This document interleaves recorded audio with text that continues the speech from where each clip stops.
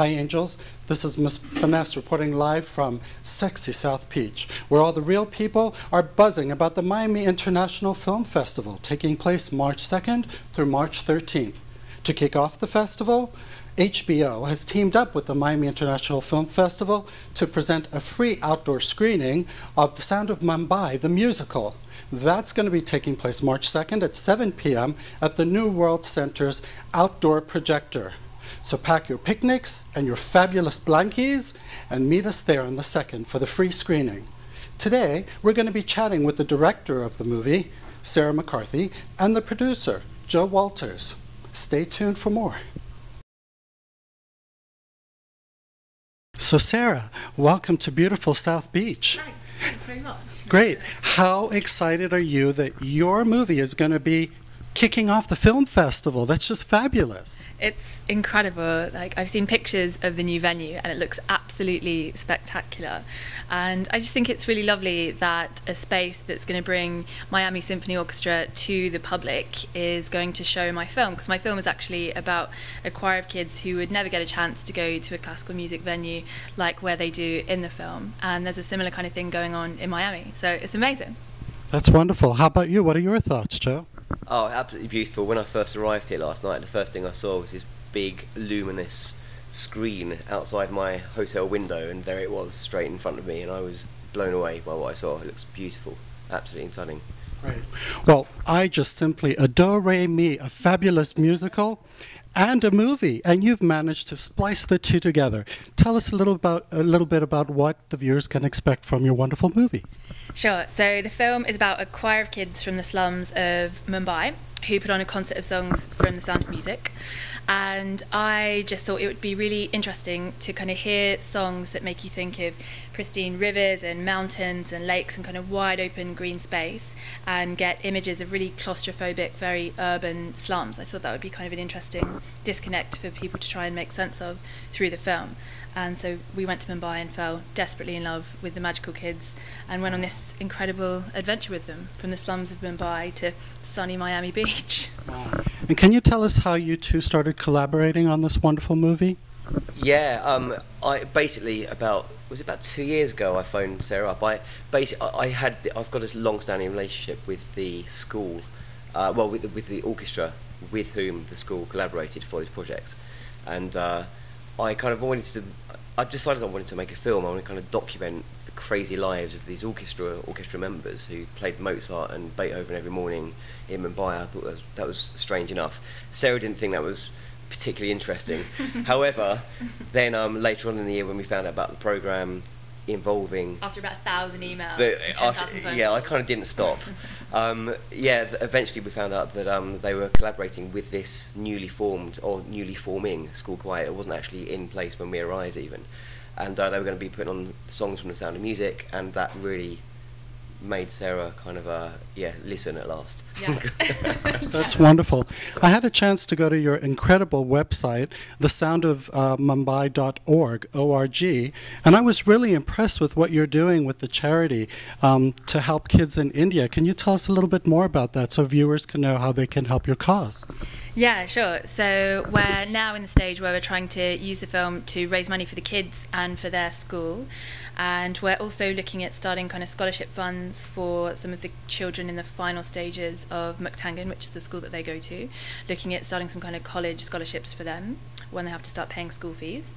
And we're also looking to kind of leverage the film within existing campaigns to improve the quality of education in the slums, because, I mean, it's so unfair. You know, they have no social mobility in the slums at all.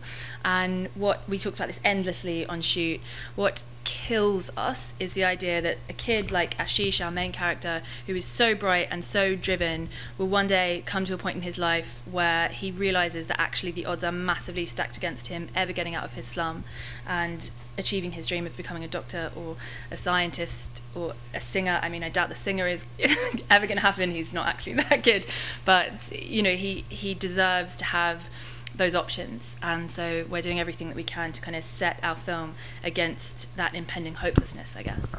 Well, congratulations, and it's great to have do-gooders who also do fabulous movies. Wonderful, wonderful. What's next? Where are you going from here, from Miami? Do you have any other festivals that the movie will be presented at? Yeah, we're going out on HBO in I think June or July, their summer season, and they're looking at doing some screenings at Carnegie Hall as part of the Tribeca Film Festival, which is really exciting. And it's possible that Ashish and his friend Jyoti might actually come to New York for those screenings, which would be incredible. The idea of running around New York City with those two kids fills me with slightly manic glee. That's fabulous. What was the most difficult thing when you ended the filming of the movie? I'm sure you connected with these children on so many levels. How difficult was that? It was so hard to say goodbye to Ashish. It was the most ridiculously tearful affair. We were all kind of clutching one another, and he made me this little paper mache globe. And I mean, his geography is terrible. There are just kind of bits of land stuck all over it. But he's like, right, so you're here and I'm here, and you know, we'll stay in contact. And we talked to him lots. We Skyped with him on his birthday, and it was really funny. That was his first Skype experience, wasn't it? Yeah. It was quite a big deal, you know, his first Skype thing. I mean, it's impressive for me, let alone for these kids. You know, it's odd. I have a trouble Skyping. Wow. Yeah. So yeah, that was on his birthday, wasn't it? We Skyped him on his and 12th his mates. birthday.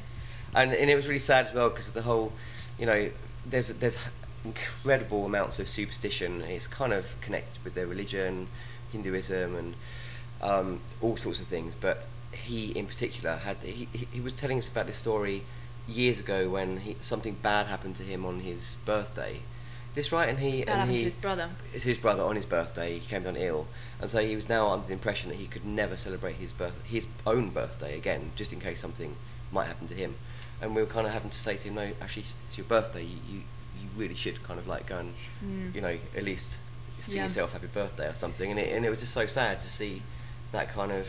Again, he's so mature. You know, he's very aware of what his parents and the adults around him do. But it's those kind of ideas, like those superstitions, that we gently try and explain to him that maybe there are other ideas. Like, you know, the film focuses very much on karma, because lots of wealthy Indians believe that the poor Indians have been put there because they did something wrong in a previous life, and so they don't deserve their help. And obviously that's a belief that we don't share at all, and you have to try and communicate this to Ashish, that, you know, he doesn't necessarily belong where he's born. You know, he deserves better, basically. Well, congratulations. I certainly can't wait to go and see the screening. So that's going to be happening March 2nd at 7 p.m.